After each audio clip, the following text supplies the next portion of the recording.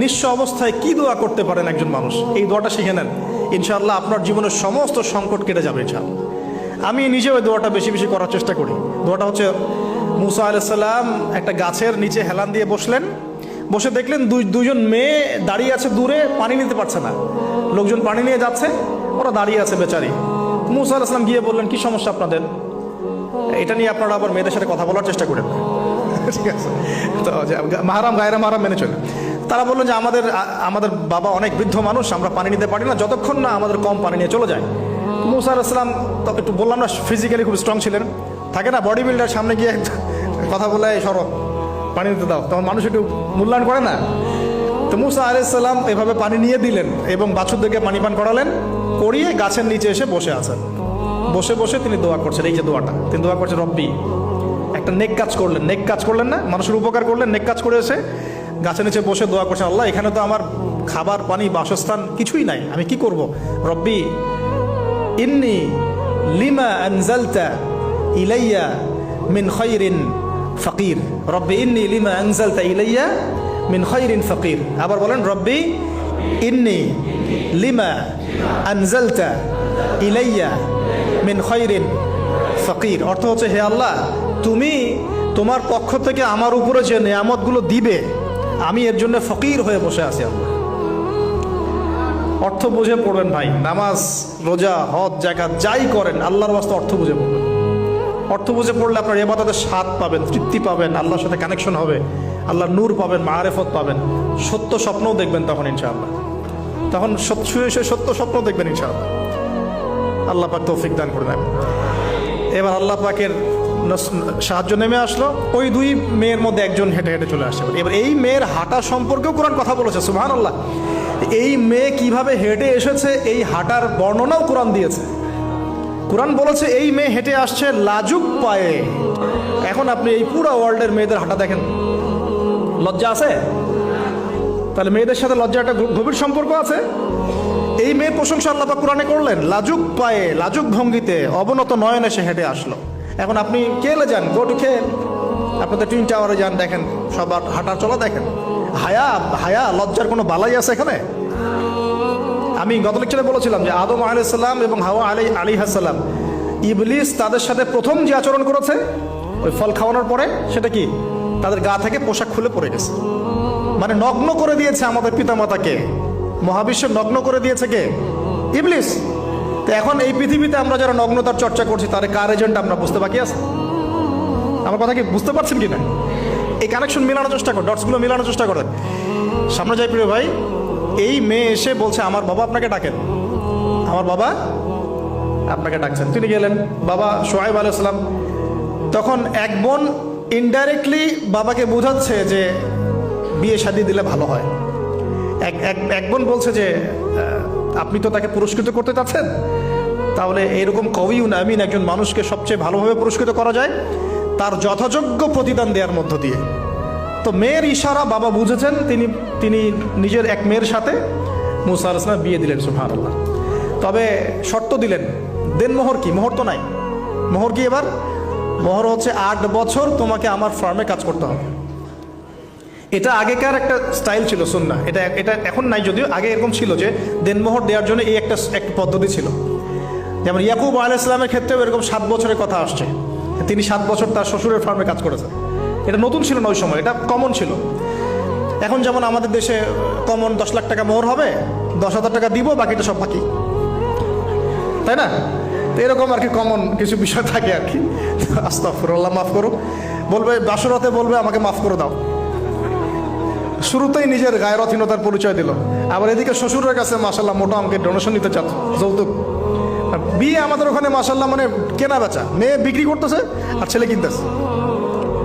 এবার 8 বছর পূর্ণ করা হলো, তিনি আরো 2 বছর 10 বছর পূর্ণ করলেন। এই 10 বছরে মুসা আলাইহিস সালাম নববী পরিবেশ পেলেন, অভিভাবক পেলেন, স্ত্রী পেলেন, প্রেমময়ী সন্তান ইত্যাদি সবকিছু। এবার আল্লাহ রাব্বুল আলামিন তাকে মিশরের দিকে যাওয়ার যে সময়টা এখন হয়ে গেছে, 10 বছর হয়ে গেছে, মিশরের দিকে যেতে হবে। যাওয়ার পথে স্ত্রীর প্রসব বেদনা উঠেছে। তখন মুসা আলাইহিস সালাম আগুন খুঁজছেন। আগুন কি খুঁজছেন ভাই?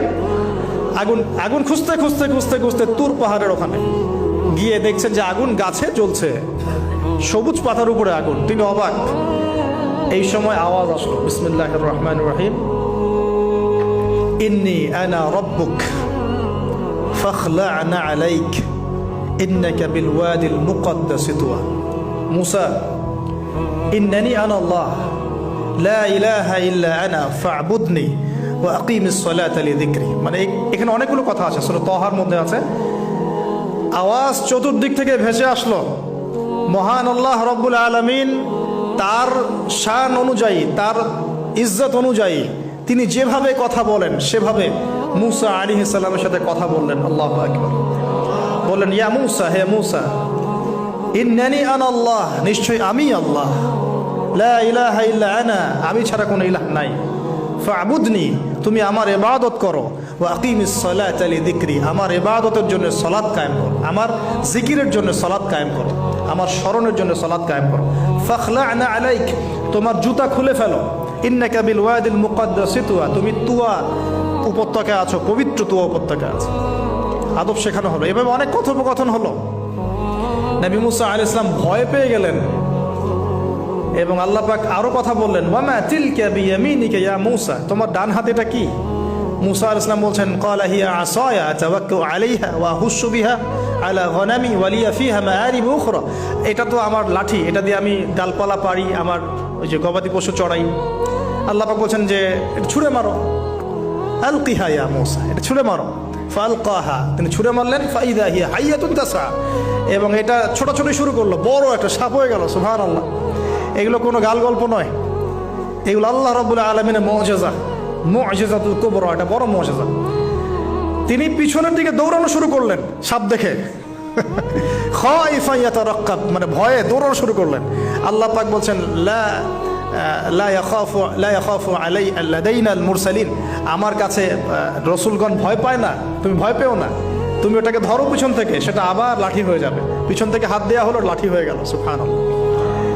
এবার বলছে যে তুমি তোমার বগলের নিচে হাত ঢুকাও।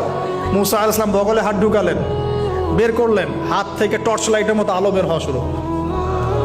এটা দ্বিতীয় নিদর্শন। কেন দেয়া হলো নিদর্শন? এবার আল্লাহ পাক তার দায়িত্ব তাকে বলছেন, তোমাকে নিদর্শনগুলো কেন দিলাম, তোমাকে মনোনীত কেন করলাম, কেন তোমাকে মনোনীত করলাম মুসা, তোমার কাজটা কি? তোমার কাজ এখন এইটা, ইযহাব ইলা ফিরআউনা ইন্নাহু তাগা, তুমি ফিরআউনের কাছে যাও। ফিরআউন সীমা লঙ্ঘন করেছে, মনে আছে ফিরআউনের কথা? সীমা লঙ্ঘন করেছে।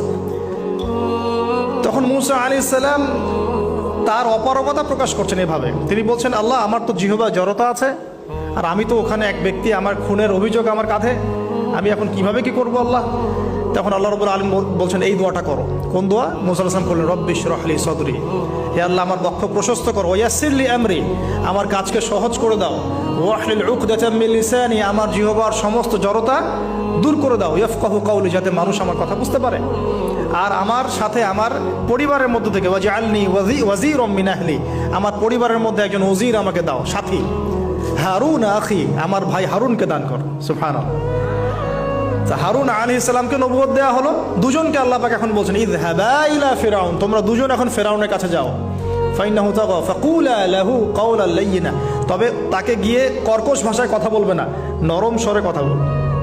দায়ীদের এখানে সুন্নাহ, দায়ীদের জন্য শিক্ষা আছে, দায়ী আলেম যারা মুবাল্লিগ তাদের শিক্ষা আছে। ফিরআউনের সামনে গিয়ে দাওয়াত দিলেও কিভাবে দিতে হবে?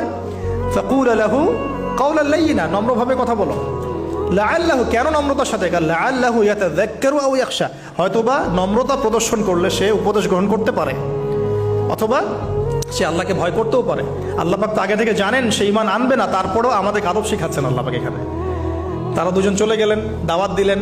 ফিরআউন মশকরা করছে, ওয়ামা রব্বুকুম ইয়া মুসা, তোমাদের দুজনের রব আবার কে? হ্যাঁ, মুসা আলাইহিস সালাম বুঝাচ্ছেন, রব্বি আল্লাযী, আমার রব সেই রব যিনি জীবিতকে মৃত করেন, মৃতকে জীবিত করেন, ইত্যাদি।